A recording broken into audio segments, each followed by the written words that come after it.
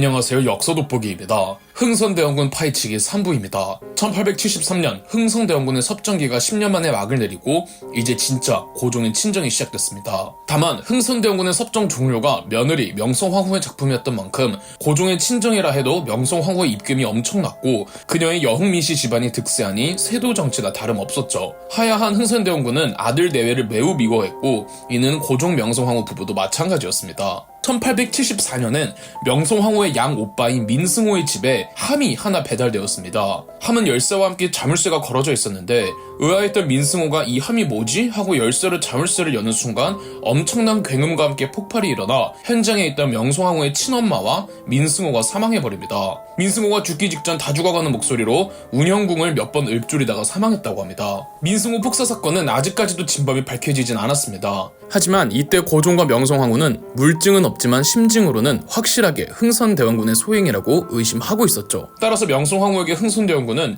자기 일가족을 살해한 불구대천지 원수가 되었던 겁니다. 금쪽이 흥선대원군은 하야 이후 내내 쿠데타를 일으켜 고종을 폐위시킬 생각을 하고 있었습니다. 1881년 흥선대원군은 고종을 폐위한 뒤 자신의 서자였던 이재선을 새로운 왕으로 옹립하려고 과거 자신을 따랐던 일부 신하들과 함께 쿠데타를 기도합니다. 하지만 이 쿠데타 기도가 사전에 발각되어 누설되었고 흥선대원군과 함께 역모를 도모했던 신하들은 전부 의금부에 하옥되어 역모죄로 사형당했습니다. 다만 정작 이재선은 이 쿠데타에 참여하진 않았는데 놀란 이재선이 알아서 자수를 했건만 그 역시 제주도로 유배를 간 뒤 사약을 받아 사사되었죠. 흥선대원군은 왕의 아버지라는 이유로 처벌을 받지는 않았지만 이로써 흥선대원군도 자기가 직접 옹립한 아들 고종과 돌아올 수 없는 강을 건너버린 거죠.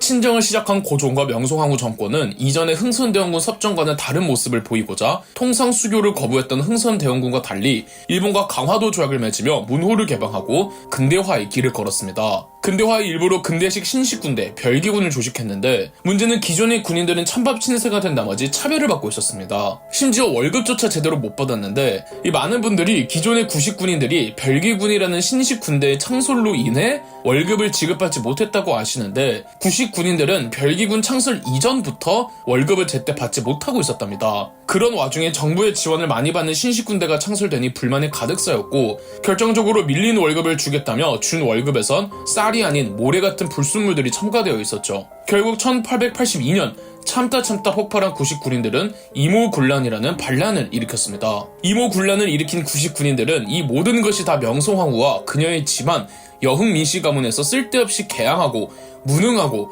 각종 비리를 저지른 것이라며 그들을 타겟으로 삼았습니다. 반란군 일부는 명성황후를 잡으러 궁궐로 침입했고 일부는 별기군 창설의 주동자이자 구식군인들에게 월급을 그따위로 준 장본인 민겸호를 잡으러 민겸호 집으로 향했고 또 일부는 흥선대원군을 만나러 운현궁으로 향했습니다. 명성황후는 궁궐을 나와 도망치는 데 성공하지만 민겸호는 도망치다가 붙잡혔고 무참히 살해당했습니다. 그리고 운현궁으로 향한 반란군 일부는 흥선대원군에게 복귀해달라 간청했죠. 이렇게 흥선대원군은 궁으로 입궐하여 재기에 성공했습니다. 명성황후는 이때 충청도로 피신을 가 있었는데 흥선대원군은 명성황후가 죽었다고 알리면서 심지어 장례까지 치릅니다. 흥선대원군이 재집권한 지 겨우 한 달 정도 됐을 때 인천을 통해 청나라군 3,000명이 입항합니다. 그리고 그들은 곧바로 한양까지 진입해 들어왔는데요. 조선에서 일어난 군란을 진압해주겠다는 명분이었습니다. 고종과 명성황후가 청나라에 구원 요청을 보낸 것이었죠. 청나라의 사령관이었던 막원충이 흥선대원군과 만나서 이야기를 나눕니다. 흥선대원군은 이 군란덕이 재집권했기에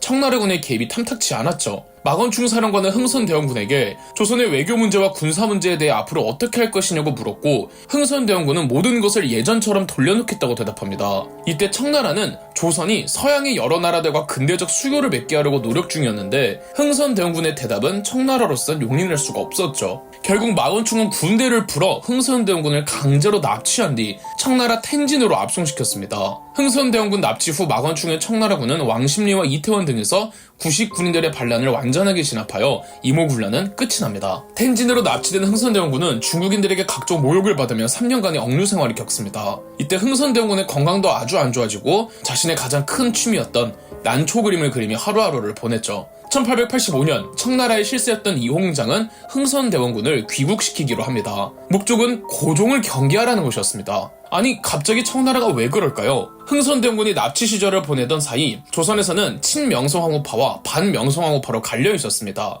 이 두 세력은 각각 청나라와 우호적이어야 한다, 아니다, 일본의 우호적이어야 한다로 나뉘어 있었는데 두 세력의 충돌로 갑신정변이란 큰 사건이 벌어지기도 했습니다. 당연히 청나라 입장에서는 명성황후를 예부할 수밖에 없었고 고종도 명성황후와 같은 편이라고 믿어 의심치 않았지만 갑신정변 이후 고종은 러시아의 우호적인 성향을 내비치기 시작했습니다. 청나라는 이런 고종을 경계하였고 이홍장은 고종더러 경고의 의미로 흥선대원군을 귀국시켰던 거죠. 그럼에도 고종은 1886년 천안 민영익을 시켜 러시아 공사 베베르와 몰래 접촉하게 했습니다. 당시 조선에 주둔하는 청나라군의 사령관은 원세기였는데 고종이 민영익을 통해 베베르 공사와 만나려고 한 것이 원세기에게 발각되었습니다. 원세계는 곧바로 청나라 본국의 이홍장에게 보고했고 이홍장과 원세계는 고종에게 매우 분노해했습니다. 흥선대원군은 이 관계를 이용하려고 원세계에게 접근합니다. 흥선대원군은 원세계에게 고종을 끌어내리고 새로운 왕을 옹립하자고 제안했습니다. 흥선대원군이 내세운 새로운 왕은 자신의 첫째 아들이었던 이재면이었죠. 고종과 달리 이재면은 아버지 흥선대원군과도 사이가 좋았습니다. 하지만 청나라의 이홍장이 러시아와 극적 합의를 한 덕에 원세계도 굳이 흥선대원군을 도와줄 필요가 없었고 흥선대원군의 두 번째 고종 폐위 시도도 끝이 납니다.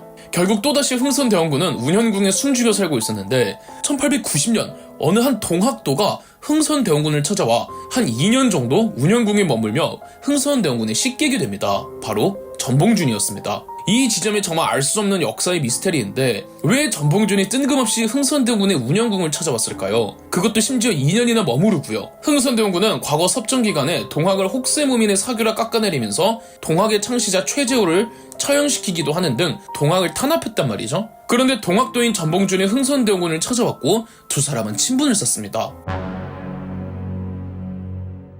1892년 운현궁의 일부 건물들이 화약으로 폭발하는 사건이 벌어졌고 비록 터지지는 않았지만 이재면과 그의 아들 이준용의 집에서도 폭발물들이 발견됩니다. 흥선대원군은 과거 민승호 폭사 사건과 연이은 고종의 폐위 시도에 불만을 품은 명성황후의 소행이라고 단정하며 분노했습니다. 이젠 서로가 죽기를 원하는 지경에까지 온 거죠. 1894년엔 삼남지방에서 동학 농민운동이 일어납니다. 조선 정부가 동학 농민운동을 진압할 여력이 안 되자 명성황후는 청나라에게 도움을 요청했습니다. 청나라가 군대를 파병하자 일본도 같이 군대를 파견했고 일본은 인천에 상륙한 뒤 경복궁을 점령, 반일적 성향에 다분했던 고종과 명성황후를 감금합니다. 그리고 흥선대원군을 데려와 강제로 재집권시킵니다. 여기서 충격적인 사실 하나, 동학 농민운동은 우발적으로 일어난 사건이 아니랍니다. 동학 농민운동의 주동자 전봉준이 흥선대원군과 모의해서 일으킨 계획적인 사건이었죠. 전라도 정읍 고부에서 탐관아리 조병갑의 가름주구에 폭발한 사건처럼 보이지만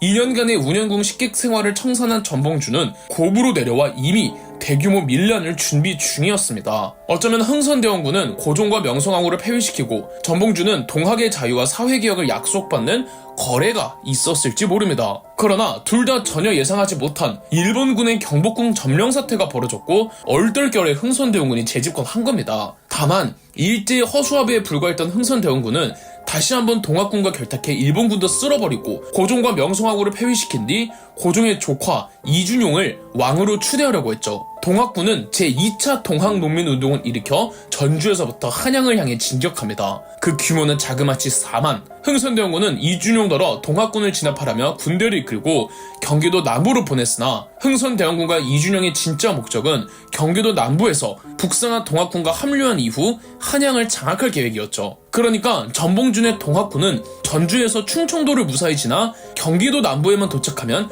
이기는 싸움이었습니다. 이 싸움의 결말은 어떻게 될까요? 그럼 역사돋보기였습니다. 저희 역사돋보기가 멤버십 가입을 시작했습니다. 멤버십 가입을 해주신 분들 덕분에 영상 제작에 큰 도움이 되고 있습니다. 감사합니다. 영상 재미있으셨다면 구독과 좋아요, 알림 설정까지 해주시면 감사드리겠습니다.